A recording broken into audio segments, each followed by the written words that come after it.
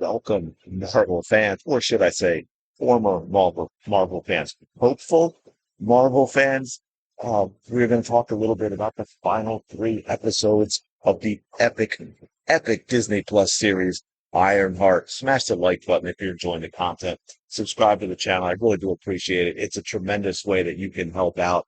Doesn't cost you a thing. Just click the mouse, tap the screen, whatever it is, and let's dig into the final three episodes. Now, if you have seen it, or you have heard someone like myself or plenty of others talk about it, you know the first three episodes of Ironheart were an absolute dumpster fire. You got to grab your marshmallows, though, because the final three episodes, absolute full on apocalypse. Look, man, this isn't just a misstep. I really hope that this is Marvel's rock bottom moment, that this is their acolyte, although I don't have any indication that Lucasfilm is going to switch directions, so we don't know, but I definitely feel that this is actually, yeah, worse than the acolyte.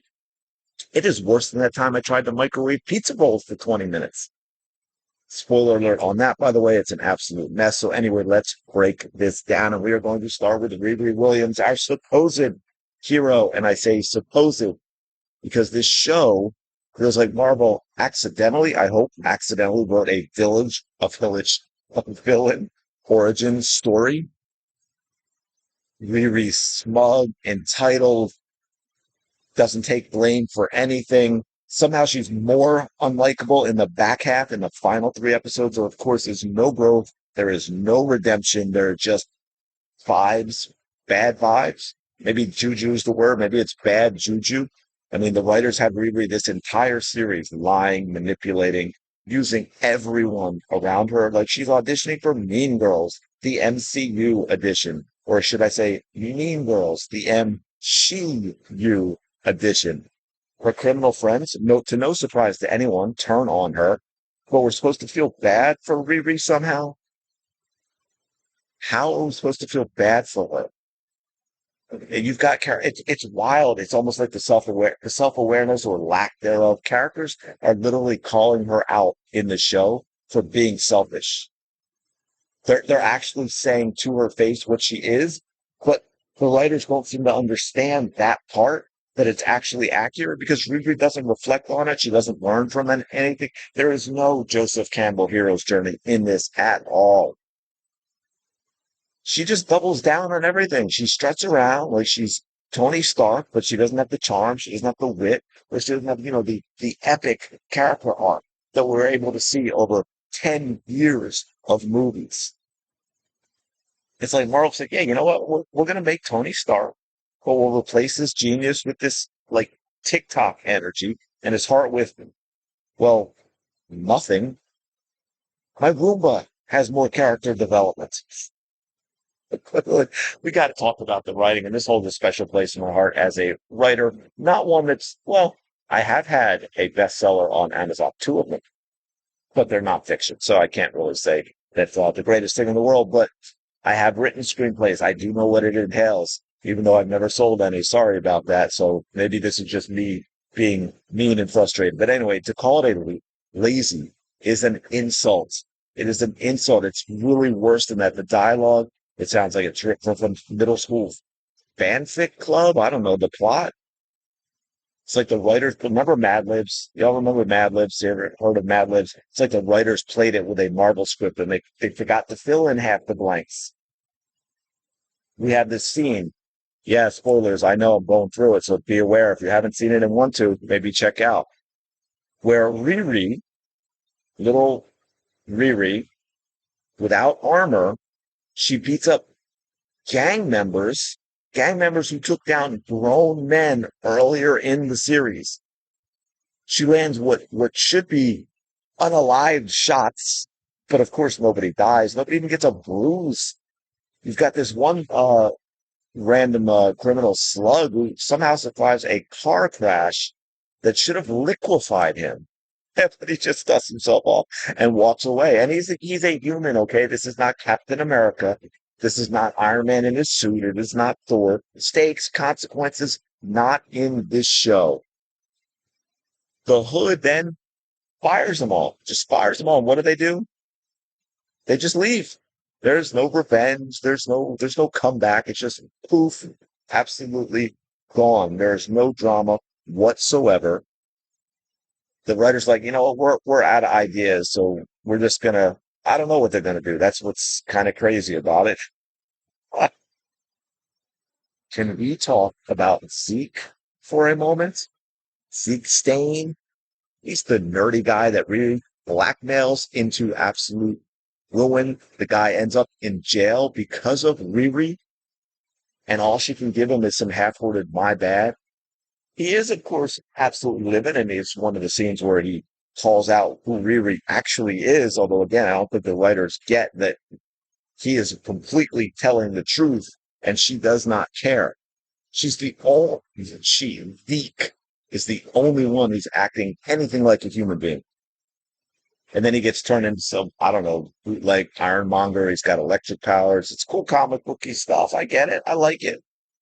But of course, the hood, the guy in a magic cloak, and this is what's absolutely wild. Somehow, when this was happening to Zeke, the hood was given, I don't know, admin access to Zeke, and he controls him. Yes, really, that actually does happen. And Zeke does almost beat Riri, spares her life. Don't know why. I was kind of rooting for him.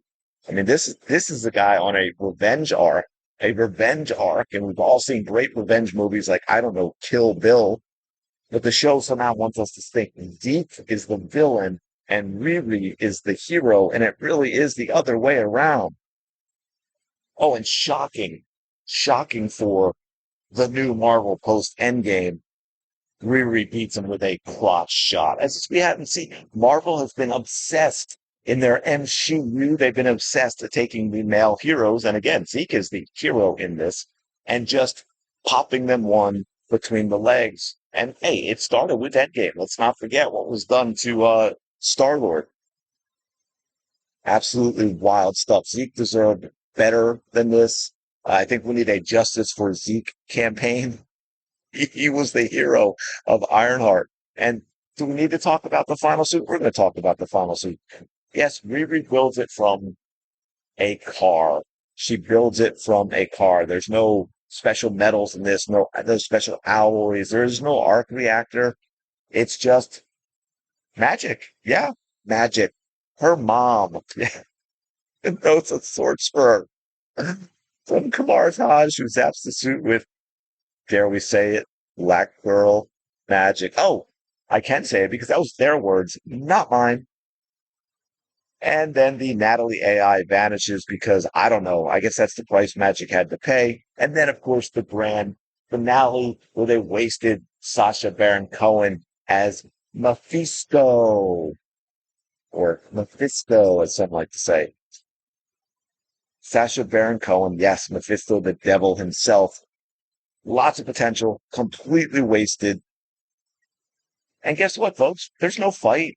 Ruby doesn't prove to be a hero, doesn't take on Mephisto. No, no, no. She actually sells her soul to bring back her dead best friend, Natalie. There's nothing heroic about this. There's nothing selfless about this. This is in no way a sacrifice.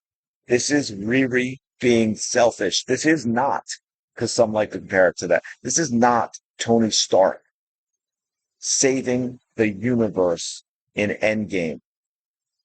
This is 100% a selfish deal with the devil. And that's it, folks. That is it. No resolution, no meaning. They're just ending it there. The finale makes the Acolyte look like the Empire Strikes Back. I've seen better plot twists in my cereal boxes. Wow, look, Ironheart is just a bad show from start to finish with bad characters. It is, I hope, Marvel's absolute lowest point. Worse than the Acolyte, as crazy as that may sound to some. And I know someone look, always going to people that love this stuff too. But for me, worse than the Acolyte because I thought that was the worst. The writing is absolutely bizarre. It is lazy. There are no characters that you invest in any way because look, you can invest in the bad guys and they can keep your attention as long as they're interesting. But there's no interesting character in this show. It is devoid of a soul. which I guess makes sense when you have Mephisto at the end, who, by the way, only appears as a reflection in a spoon. Yes, that is correct. Mephisto finally makes Marvel debut as a reflection in a spoon in the worst thing Marvel has ever done. But hey, you might disagree. Let me know what you think in the comments below. Did Ironheart disappoint you too? As you can tell, absolutely disappointed me. But let me know your thoughts in the comments below. Did you even bother to watch it? Does it make you at all excited for what's coming up for Marvel in the movies? But hey, cheers, Matt, as I am. Smash that like button. I do appreciate it. Subscribe to the channel as well as we get rolling. And yeah, go have a fantastic day, and I will talk to you later.